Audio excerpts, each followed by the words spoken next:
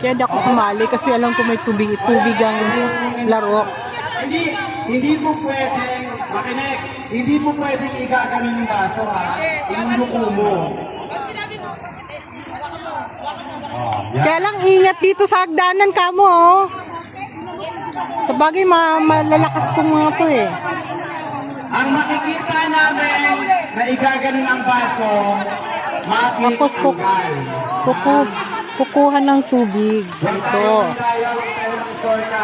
Lagi yung tatandaan, hindi ba tayo makita ng mga kasama natin? Nakatingin si Lord sa atin. Mandurugan. Ayun, yuyukukan. Iyuyukun yan. Okay, ready? Oo, nakikita namin. Habang sinasala ito, sinasalinan, hawak niya yung baso, sinasalo niya pag kaya puno kayo lahat, di ba? Okay, practice, itapon yung tubig sa likod. Ulit tayo. Isa yan sa kailangan natin. Panalo yung dilaw. Pakikipagkaroon ng patas. Oo. Lumunyo ka na rin, pinasama ko. Practice lang pala yun. Masakit na yung mga paa nyo, no? Naka-live ba? Hindi eh. Wag hawakan. Ubus ang date Pwede ako mo eh. ganyan, pero ang sasakyan, ayun. At least, actually, hindi naman intentional na gawin nila yun. Yun lang yung pagkakaintindi nila. Hindi sila nagaya.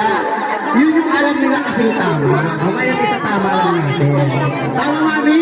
Tingin tupay. Tingnan mo to, wala ka basa-basa. Nandaya rin eh.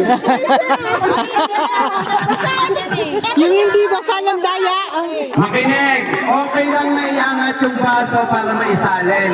Pero hindi okay na hahawakan mo yung baso na pansalin. Ang ganito. Kaya nga naliligo na. Binasaan nyo naman yung matang ko, may-ari ng palengke. Ano na ba? Pizza! Oh! Ready?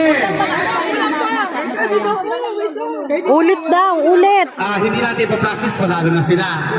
Kayo pa naman yung pangalawa. Okay, ready? Ang ilagay nyo dito sa harapan yung bata-bata para mabilis kumuha ng tubig. Parang lugi kayo rito. Bakit sila yun nasa harap? Practice lang yung kanina. Pagod daw.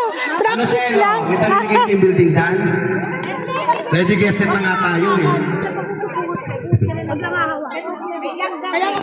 Pwede mong itutok yung baso, pero